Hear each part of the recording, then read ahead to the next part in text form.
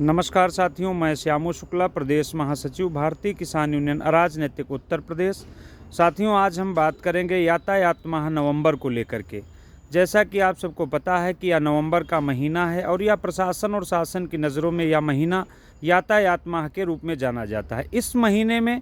चाहे प्रशासन के लोग हों चाहे शासन के लोग हों, सब लोग सड़कों पर उतर करके और सड़क पर चलने वाले राहगीरों को, वाहन स्वामियों को यातायात का पाठ पढ़ाते हैं कि आप सड़क पर चलेंगे तो सुरक्षित कैसे रहेंगे और सड़क कैसे सुरक्षित रहेगी। सड़क और सुरक्षा दोनों चीज़ों को लेकर के प्रशासन के लोग एक मुहिम चलाते हैं, जिसमें थाना क्षेत्र के कांस्टेबल से लगा करके जनपद के पुलिस अधीक्षक और पुलिस महानिदेशक से लगा करके शासन के, चाहे माननीय मुख्यमंत्री जी हों और चाहे क्षेत्रीय जनप्रतिनिधि हों, सब लोग सड़कों पर उतर करके यातायात का पाठ पढ़ाते हैं। साथियों, इसी क्रम में आज हम बात करना चाहते हैं आपसे कि यह महीना चल रहा है नवंबर का, और नवंबर के बाद में दिसंबर की शुरुआत होती है। यह जो ठंड के दिन होते हैं या कोहरे और पाले के दिन होते हैं, इन दिनों में सड़क पर चलने के समय तमाम तरह से सावधानी बरतनी पड़ती है, क्योंकि कोहरा भी पड़ता है जिसमें लोगों को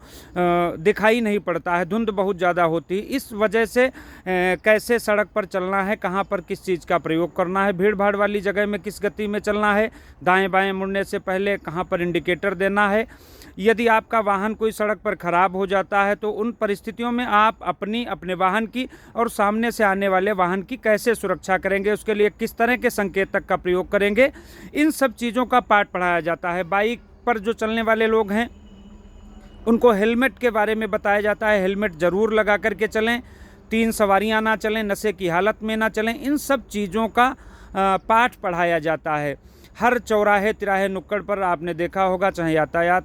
विभाग के लोग हों चाहे उत्तर प्रदेश पुलिस के लोग हों, एक जागरूकता अभियान चला करके लोगों को जागरूक करने का काम करते हैं। इसी क्रम में हमने देखा है कि जब मोटरसाइकिल वाले हमारे लोग सड़कों पर चलते हैं तो पहले उनको रोका जाता है, समझाया भी जाता है, और जिनके पास प्रपत्रों का अभाव होता है या हेलमेट नहीं होता है उनके चालान भी किए जाते हैं, उनसे सम्मान शुल्क भी वसूला जाता है। अगर आप देखेंगे यातायात माह नवंबर में पूरे प्रदेश का अगर आंकड़ा निकाल करके देखेंगे तो सबसे ज़्यादा बाइकर्स के ही चालान और उनसे सम्मान शुल्क वसूला जाता है। मैं प्रशासन के लोगों से और शासन के लोगों से एक अनुरोध करना चाहता हूं, जिस तरह से जानकारियां मिलती हैं, जिस तरह से हम लोग देखते हैं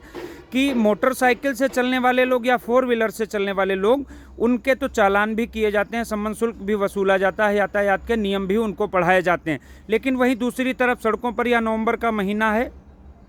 आप देखेंगे तो लगभग सारी शुगर मिलें चालू हो चुकी हैं। गन्ने से भरे ओवरलोड ट्रक, जो ओवरलोड ही नहीं बल्कि ओवरहाइट भी चलते हैं, ओवरलोड ओवरहाइट चलने में दुर्घटनाएं तो होती ही हैं, साथ ही सड़क भी क्षतिग्रस्त होती हैं। सरकार का एक जो संकल्प है, सरकार का संकल्प हो सड़कों का कायाकल्प, उस सड़कों का कायाकल्प करने के बजाय वो सड़कें क्षतिग्रस्त होती हैं, दुर्दशा का शिकार होती हैं। बड़े पैमाने पर सरकार का टैक्स चोरी किया जाता है और प्रशासन की आंखों में धूल झोंकी जाती है, लेकिन उन ट्रकों के ऊपर, उन मोटर मालिकों के ऊपर कोई कार्रवाई नहीं होती। दूसरी तरफ आप देखेंगे डबल डेकर बस आज ई रिक्शा से भी ज़्यादा बदतर बन चुकी है, गाँव में घूम रही है,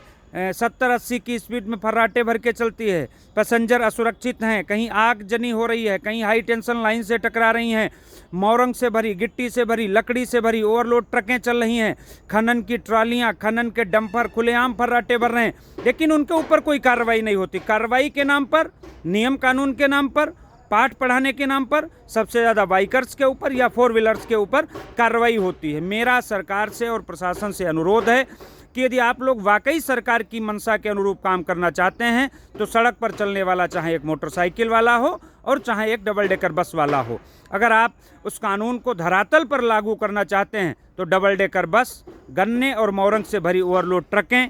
ट्रालियां, जो भी नियम विरुद्ध तरीके से चल रही हैं, उन सब के ऊपर आप कार्रवाई करिए। तब तो हम लोग यह समझेंगे कि आपकी मंशा स्पष्ट है, आपकी जो